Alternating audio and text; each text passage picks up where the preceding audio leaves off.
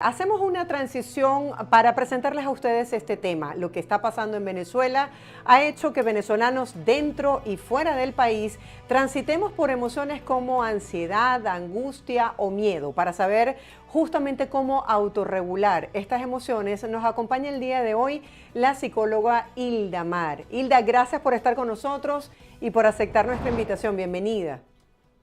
Gracias a ti una vez más por hacer este contacto conmigo, sobre todo en estos momentos de adversidad, que realmente siempre eventualmente los tenemos, solamente que bueno, unos más intensos que otros, y es muy bueno contar siempre con una muy buena salud mental para hacerle frente y amortiguar todas estas cosas que nos suceden. Así es, he escuchado muchos testimonios de personas que sienten insomnio, ansiedad, que han reportado no poderse concentrar en sus actividades diarias. ¿Cómo podemos hacer para, en medio de todo este panorama de adversidad y tensión, podamos mantener el enfoque y evitar que todas esas emociones pues termine dañando nuestro sistema inmunológico? Vale, muy bien. Fíjate, la ansiedad es algo que no decidimos sentir, pero definitivamente es una emoción que podemos de alguna forma regular o podemos mitigar ciertos factores que la pueden desencadenar. Por ejemplo, si estamos ante una situación que nos sobrepasa, el organismo o la psique va a pensar que estamos como en una situación de amenaza. Entonces, lo más Correcto. importante es, por ejemplo, hacer pausas importantes, si es una situación, por ejemplo, la situación país que estamos viviendo en Venezuela, no estar siempre sumergido en información, porque además tenemos un campo de acción limitado, ¿no? Nosotros tenemos que confiar en que hay unos entes que están encargados de hacer velar porque la situación cambie, por ejemplo. Entonces, no va a tener mucho sentido que nosotros estemos constantemente sobreinformados porque al final nos va a llenar de muchísima angustia y después vamos a tener consecuencias como por ejemplo la dificultad para dormir. ¿Por qué tenemos dificultad para dormir? Porque lo contrario a dormir, que debería uno estar relajado, es justamente la ansiedad. Uno cuando se dispone a dormir tiene que estar, bueno, en el mejor momento, tiene que estar relajado, que no tenga pensamientos invasivos. Y si nosotros justamente minutos antes de ir a dormir estamos inmersos en noticias, sobre todo noticias catastróficas, sobre todo noticias que nos puedan alterar, entonces vamos a tener también una alteración del ciclo circadiano porque nos va a costar conciliar el sueño. Por eso es que cuando un paciente va a la consulta y dice, tengo dificultad para dormir, uno tiene que empezar a hacer cosas como rituales para tener un saneamiento, higiene del sueño le llamamos. Por ejemplo, cero pantallas hasta 2 horas antes para ir a dormir, hacer situaciones relajantes como por ejemplo meditar. Eso tiene que ver también con el autocuidado emocional. Cuando yo medito, cuando yo hago yoga o cuando hago una actividad que tenga bajo umbral de excitabilidad, a nuestro organismo le llega la señal de que es momento de dormir y en consecuencia, pues seguramente vamos a tener un sueño muchísimo más reparador. El ejercicio físico también forma parte de ese autocuidado emocional, porque ya se ha comprobado que cualquier ejercicio que usted haga va a liberar una serie de neurotransmisores que van a aportar bienestar mental, como por ejemplo la liberación de serotonina, la oxitocina, la dopamina, que es la hormona del placer. Entonces, esas forman parte de esa protección que tenemos que buscar, ya que, bueno, no podemos cambiar el mundo que está afuera, el mundo real, pero sí nosotros podemos hacer cosas para amortiguar ese efecto. Cada vez vemos más a la sociedad como involucrada en un papel protagónico en lo que pasa en nuestro país, cómo desconectarnos y tomar la decisión de hacer ese saneamiento que tú señalas, porque hay mucha gente que dice, no, es que no me puedo desconectar de la noticia, es que tengo que estar informado porque es mi compromiso con el país. ¿Se convierte la noticia o el medio en una adicción? Totalmente, totalmente, y te enfermas. Fíjate, nosotros tenemos que tener conciencia y entender que para nosotros ayudar a nuestros hijos, al país, a cualquier persona inclusive que tengamos bajo nuestro cuidado, nosotros tenemos que estar ok. ¿Sí? Eso es como cuando Es uno verdad. va a un avión o abordas un avión y hay turbulencia, hay una situación aparatosa y vas al lado con tu hijo. Lo primero que te recomiendan es que usted tiene que ponerse la mascarilla usted. Usted tiene que preservarse usted para poder ayudar a los demás, ayudar en este caso a tu hijo. De la misma forma ocurre con estas otras situaciones.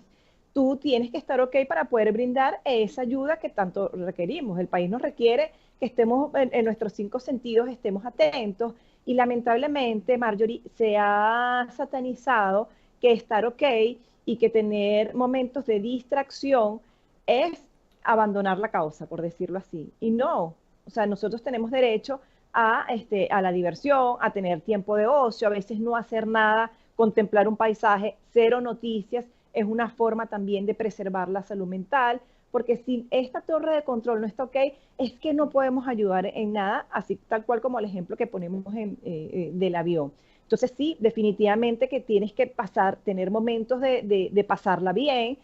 Particularmente yo este fin, como dije, me desconecté, me fui a la playa. A veces uno le queda como que, bueno, pero ¿será que es que estoy tirando la toalla? No, forma parte de yo sentirme ok y estar bien para poder dar salud mental a las personas que me rodean, ¿no? Sobre todo en este caso, si tienes hijos, veo Ujú. muchos papás Sí. que le están, wow, pasando la angustia a sus hijos. Y oye, los niños también tienen ansiedad, sufren de depresión. Lamentablemente no es algo que me da júbilo decirlo, pero definitivamente es así. Y los niños necesitan particularmente de la calma de sus cuidadores, porque bueno, menos que nadie los hijos no tienen inherencia en cuanto a poder solucionar lo que está ocurriendo en la situación país. Entonces ellos no Claro, tienen pero por y qué si estás en sentirse Venezuela, ¿cómo hacen esas familias para que los hijos no sufran las consecuencias de lo que está allí en el ambiente, de lo que se siente en la calle? ¿Cómo mantenerles informados sin que esto les afecte? Vale, has dicho una palabra clave. Definitivamente sí tienen que estar informados según su momento evolutivo, no que te vas a explayar explicándole con detalles cosas que a lo mejor un niño de 5 años no va a Claro. entender. Además que estamos luchando por una libertad de expresión, entonces en la casa debe haber libertad de expresión para que tu hijo te manifieste cómo se siente, cómo la está pasando, porque te está viendo a ti angustiado. Entonces, sí, es verdad, te puedes sentar con él y explicarle muy someramente, lo puedes hacer a través del juego, pero oye, tienes que regular las noticias. Procúrate espacios donde sí, efectivamente puedes ver la noticia cada 3 horas, cada 4 horas, y que tus hijos no estén allí contemplando cómo tú estás haciendo eso. Los niños también requieren que tú los cuides desde el punto de vista no solamente físico, sino también emocional. Entonces, una de las cosas que puedes hacer también es jugar con ellos. El juego siempre va a cumplir una función terapéutica. Y no me refiero a juegos de videojuegos, porque los videojuegos Ujú. en su máxima expresión también hace que se desborde el tema de la ansiedad, de la depresión y que sean más impulsivos. Ya eso es otro tema que podemos perfectamente hablarlo después. Pero el juego a través de muñequitos, de Legos, también pueden haber juegos cooperativos, pero en el caso del juego que tenga que ver donde el niño pueda elaborar lo que él siente que está pasando, porque además los niños interpretan la realidad distinta a la del adulto. Es muy difícil Claro. que un niño sepa que alguien ganó las elecciones, que no las ganó, ajá, que le quitó el puesto. O sea, no va a entender quizás eso. Sí explicarle muy básicamente y que el niño tenga la capacidad de expresarse, si bien no en palabras, porque a veces el lenguaje no llega allí, porque a veces no, se nos dificulta inclusive al adulto poner en palabras lo que nos pasa. El juego es un medio catalizador para que ellos puedan manifestar cómo se siente, y ese adulto que esté acompañando al niño desde el juego tiene que ser más bien desde una mirada contemplativa, más bien desde una mirada sin prejuicios y sin juzgar, porque muchas veces en el juego, bueno, se están agarrando a golpe, entonces uno, no, no hagas eso está mal, no, ya vaya, ahí tú estás juzgando. Es como decirle al niño que se calle. Si ¿Cómo, tú cómo ves, evitar eso? El juzgar a otros, porque en este momento hay mucha gente que decide, por ejemplo, no compartir que cumplió años o que fue a la playa o que se desconectó porque requiere de esa validación de los otros para poder sentirse a gusto. Y también es importante validar las emociones, ¿no? sí, por eso nos quejamos a veces que eh, si el papá tiene los prejuicios, va a ser muy difícil que tu hijo no los tenga. Si nosotros entendemos y hacemos la conciencia de que, verdad, nosotros tenemos que estar bien, ¿por qué no publicar que la estás pasando bien eventualmente? Porque además las redes personales, básicamente, tienen ese impacto desde siempre. Uno no publica cuando está mal, uno publica cuando va a hacer un viaje, cuando está en una fiesta, cuando lo está pasando bien. Y si nosotros de verdad introyectamos que esto tiene que ver con ese cuidado emocional, nosotros podemos hacer eso, ¿no? Ahora, si te sientes mal, bueno, restringir, pero no dejar de hacerlo. Lo importante es lo que ocurre en la vida real. Hacerlo si lo quieres hacer. Si te quieres ir a la playa, contemplar un buen paisaje, eso lo tienes que hacer. En el caso de tus hijos también, regularle el tema de las pantallas, insisto, ¿no? También tú tienes que, los prejuicios los tienes que dejar a un lado, porque el juego cumple una función de, de hacer catarsis. Y si yo no soy capaz eso es como cuando uno tiene una amiga prejuiciosa, ya yo sé que a esta amiga no la voy a contar cuando me siento mal, ya yo sé a qué amiga le voy a Claro. contar cuál es mi problema. Y yo creo que todo papá quiere que todo su hijo le cuente cuando está en momentos de vicisitud. Entonces, si nosotros lanzamos una mirada prejuiciosa con relación al juego que el niño está elaborando, por ejemplo, el niño no va a ser o no vas a ser tú su fuente fiable para que él te cuente lo que necesita y cómo se siente. Entonces es bien importante hacer como ese stop. Mucha gente no sabe esto, yo siento que muchos papás parten desde el desconocimiento. Gracias a Dios existen estas ventanas informativas, porque no todo lo que está en las redes sociales y en los canales es malo, también hay que reconocer su parte benevolente y entender bueno, que nosotros tenemos que dejar hablar a nuestros hijos, sobre todo también cuando son más adolescentes, que sí son capaces de utilizar más el verbo y utilizar palabras que quizás están fuera de tono, pero si nosotros empezamos a coartar eso que estás sintiendo, o sea, tu hijo no te va a contar nada más. Y así con otros temas, con el tema de la Claro. sexualidad, con el tema de lo que le pasa, con el tema del consumo de sustancias. Entonces, siempre estar bien pendiente y tener una mirada objetiva, una mirada periférica, contemplativa, pero de involucrarte en ese juego para que ese niño durante el juego también pueda, a través de tú como medio, propiciarle otras herramientas. Ah, bueno, se están cayendo a golpe en ese juego. ¿Cómo crees tú que pueden resolverlo? ¿De qué otra manera tienen para resolver ese conflicto que tú estás poniendo ahí en el juego? Y así estás conduciendo a tu hijo a otras soluciones más saludables, porque bueno, tampoco queremos tener un hijo peleón, aunque ese sea en ese momento su sentir, y ahí le estás aportando también herramientas. Es decir, no se trata de que el papá sea un psicólogo con sus hijos, pero desde luego que son ustedes los que se la pasan 24/7 con ellos, y Claro. darle esta herramienta para que tu hijo pueda sentirse mejor, wow, la van a tirar de jonrón. Hilda, quisiera saber qué herramientas nos brinda la psicología para poder transitar por estas emociones, porque a veces sabemos lo que tenemos que hacer, pero es que no nos provoca hacerlo. ¿Cómo adoptar la disciplina en esos momentos? Muy bien, la rutina, por ejemplo, siempre va a ser nuestro aliado en momentos de adversidad, porque la rutina te va a permitir que tu día sea lo más predecible, y cuando tu día es predecible tienes una sensación de control. Eso sí lo podemos controlar, no podemos controlar lo que hace el vecino, no podemos controlar lo que pasa en el país, pero sí desde tu trinchera pequeñita, que es tu hogar, tu familia, es mantener la rutina, te va a ayudar a decir, wow, me siento segura, al menos en este espacio mental, psicológico.